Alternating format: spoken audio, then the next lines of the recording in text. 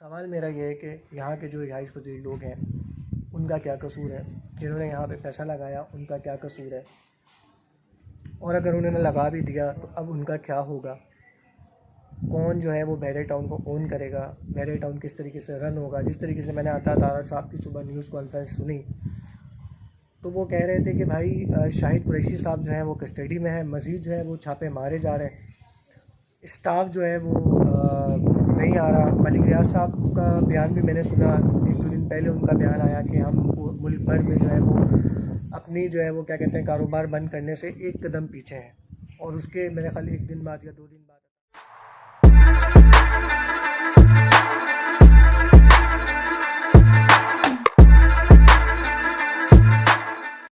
अस्सलाम वालेकुम, कैसे हैं आप सब। उम्मीद करता हूँ खैरियत से होंगे, ठीक होंगे। आज जो है वो बहुत ही इंपॉर्टेंट टॉपिक मैं आपके लिए लेकर आया हूँ, क्योंकि मैं बहरिया टाउन का रिहायशी हूँ और मैंने न्यूज़ देखी एक निजी टीवी चैनल पे। उसमें बताया जा रहा था कि जी मलिक रियाज और बहरिया टाउन जो है वो करप्शन में मुलव्विस पाए गए हैं। तकरीबन 1 अरब 80 करोड़ समथिंग की जो है वो करप्शन उनके ऊपर जो है वो साबित हुई है, और बताया जा रहा है कि बहरिया टाउन बहुत जल्द जो है वो शट डाउन हो जाएगा, क्योंकि नैब के पास जो है वो बहुत सारे शवाहिद मौजूद हैं। सुबह जो है वो अता तारा साहब जो है वो प्रेस कॉन्फ्रेंस कर रहे थे, तो उन्होंने काफ़ी सारे जो है वो शवाहिद दिखाए और बहरिया टाउन और मलिक रियाज के बारे में बहुत सारी चीज़ें जो है वो उन्होंने बताई हैं। अच्छा, ये सब तो एक तरफ हो गया। कहने का मकसद ये है कि यहाँ के जो रिहायशी हैं, यहाँ के जो रेजिडेंट हैं, वो अब बेचारे क्या करेंगे, जिन्होंने यहाँ पे इन्वेस्टमेंट की भी है। बहुत सारे ऐसे लोग हैं जो यहाँ पे नहीं रहते, ओवरसीज़ पाकिस्तानी हैं, और उनके जो है वो यहाँ पे काफ़ी सारी प्रॉपर्टीज़ हैं। उनका क्या होगा, और जो लोग यहाँ पे रिहाइश पजीर हैं उन लोगों का क्या होगा। मैं बताऊँ कि इस मुल्क में क्या हो रहा है। आप देखें 2014 में बहरिया टाउन जो है वो इस्टेब्लिश हुआ था, और अब 2025 है। अब जाके जो है वो इनको इसके अंदर से करप्शन नज़र आ रही है, बहुत सारी चीज़ें नज़र आ रही हैं। जब ये बन रहा था, जिस वक्त ये इशू हो रहा था, उस वक्त ये सब चीज़ें कहाँ थी, उस वक्त ये सब इशूज़ पर किसी ने क्यों नहीं बात की। आज जब इसको तकरीबन 10 साल हो चुके हैं, तकरीबन प्रेस कॉन्फ्रेंस देख रहा था जिसमें वो कह रहे थे कि उन्होंने पाकिस्तान को बहुत नुकसान पहुंचाया, पाकिस्तान की इकोनॉमी को बहुत नुकसान पहुंचाया। हालांकि मैं बहरिया टाउन का रिहायशी हूँ और मैं यहाँ देख रहा हूँ कितना मतलब पुरसकून यहाँ का माहौल है, और जितना रेवेन्यू यहाँ से जनरेट हुआ होगा, मतलब आप बहरिया टाउन इन केस अल्लाह ना करे बंद हो जाता है तो इन सब की नौकरियों का क्या होगा। जो इतने सारे लोग यहाँ से बेरोज़गार हो जाएंगे तो उसका क्या होगा। तो ये सब चीज़ें बहुत मायने रखती हैं। तो इस चीज़ को लेकर जो है वह बहुत परेशान हो रहे थे रेजिडेंट यहाँ के जो भी हैं कि अब क्या होगा, कैसे होगा। तो अब देखें, अब बहरिया टाउन जो है वो सुप्रीम कोर्ट की तरफ तो गया है, उसने बोला है कि मैं जो है वो केस जो है वो अपना दायर करूँगा। अब नोबडी नोस कि अब क्या होता है। आप सबसे दरख्वास्त है कि भाई जिन जिन लोगों ने बहरिया टाउन में प्रॉपर्टी ली है, अपने पैसे इन्वेस्ट किए हैं, वो सब जो है वो अल्लाह पाक उनके साथ आसानियों वाले मामलात करे। आपको पता है कि जो भी यहाँ पे अपनी एसेट लेता है, कहीं पे भी लेता है, वो उसकी ज़िंदगी भर की कमाई होती है, ज़िंदगी भर की उसकी जमा पूंजी होती है, और अगर वो इस तरीके से ज़ाया हो जाए तो बड़ा जो है वो एक नुकसान वाला मरहला होता है। आप देखें, अगर आपको याद हो, मेन शाहरा फैसल पे नेस्ले टावर एक था, वो भी इसी तरीके से इसी जद में आ गया था, और उसके जितने भी रिहायशी थे उनका कोई पुरसाने हाल नहीं था, उनको कोई पूछने वाला नहीं था। उसका बिल्डर जो था वो वफात पा गया। उसके बाद जो वहाँ पे रिहायशी थे, जिन्होंने वहाँ पे 3-3, 4-4 करोड़ रुपए के अपार्टमेंट परचेज़ किए थे, उनका कोई पुरसाने हाल नहीं था, उनको कोई पूछने वाला नहीं था। आज तक वो दर बदर घूम रहे हैं। तो बहरिया टाउन का क्या फ्यूचर होने वाला है, लोग इसके बारे में क्या राय रखते हैं, मुझे नहीं समझ में आ रही। मुझे तो यही नज़र आ रहा है कि शायद हो सकता है आने वाले वक्तों में बहरिया टाउन को जो है वो कोई और ओन करे, कोई और प्राइवेट कंपनी जो है वो इसको ओन करे। लेकिन बहरिया टाउन जो है वो मेरा निकाल के अब मज़ीद चल सकता है। तकरीबन 46,000 एकड़ पे बहरिया टाउन जो है वो एक रकबा है इसका, 46,000 एकड़, और 1 एकड़ में जो है वो 4,440 गज़ होता है। और आप समझिए कितना बड़ा ये रकबा है, और इसको किस तरीके से उसने बनाया, किस तरीके से इसको मेहनत करके एक डिज़ाइन किया।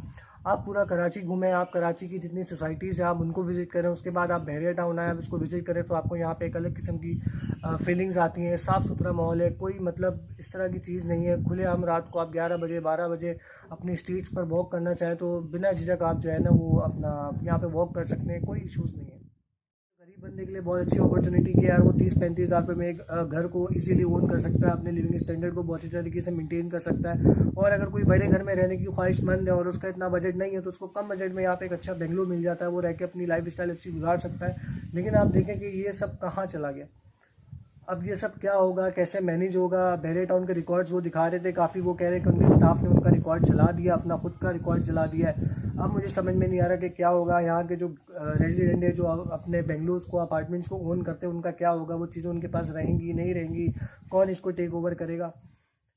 जिस तरीके से गिरफ्तारियाँ हो रही हैं, वो बता रहे हैं कि जो शाहिद कुरैशी साहब है, जो बहरिया टाउन को इस वक्त जो है वो लुक आफ्टर करते हैं, वो जो है वो नैब की कस्टडी में, छापे मारे जा रहे हैं, उनकी गाड़ियां जब्त की जा रही हैं, उनके स्टाफ को गिरफ्तार किया जा रहा है। तो किस तरीके से जो है वो बहरिया टाउन चलेगा, किस तरीके से जो है वो इसकी मेंटेनेंस चलेगी, क्या तरीक़ेकार होगा, मतलब कासिद है, किन लोगों का हाथ है। मैं तो ये समझता हूँ कि जब ये बन रहा था ना, तो तभी जो है ना वो इन लोगों को इसको देखना चाहिए था।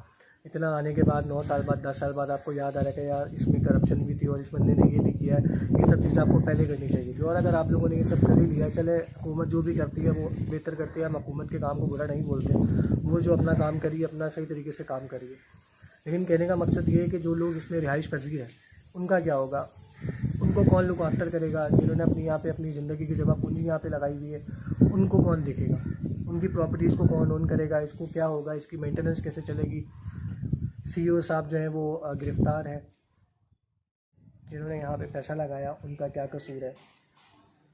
और अगर उन्होंने लगा भी दिया तो अब उनका क्या होगा, कौन जो है वो बहरिया टाउन को ओन करेगा, बहरिया टाउन किस तरीके से रन होगा। जिस तरीके से मैंने आता तारा साहब की सुबह न्यूज़ कॉन्फ्रेंस सुनी, तो वो कह रहे थे कि भाई शाहिद कुरैशी साहब जो है वो कस्टडी में है, मज़ीद जो है वो छापे मारे जा रहे हैं, स्टाफ जो है वो नहीं आ रहा। मलिक रियाज साहब का बयान भी मैंने सुना, 1-2 दिन पहले उनका बयान आया कि हम मुल्क भर में जो है वो अपनी जो है वो क्या कहते हैं कारोबार बंद करने से एक कदम पीछे हैं।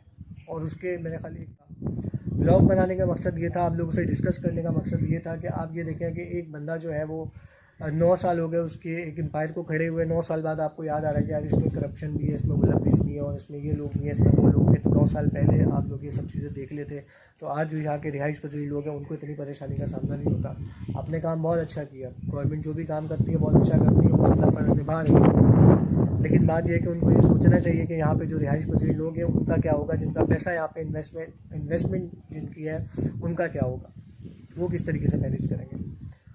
तो गवर्नमेंट से दरख्वास्त है कि भाई वो थोड़ी सी नज़रसानी करें यहाँ के रिहाइश पजीरों की तरफ, और आप अपना जो काम कर रहे हैं वो करते रहें, बहुत अच्छा कर रहे हैं। लेकिन यहाँ के रिहाइश पजीर लोगों के लिए जो है वो कोई ना कोई सोल्यूशन इसका ज़रूर निकालेगा, जो भी इसको ओन करेगा, जो भी बहरिया टाउन को आने वाले वक्तों में लुक आफ्टर करेगा, तो वो जो यहाँ के रिहाइश पजीर लोग हैं उनको फैसिलिटेशन दी जाए।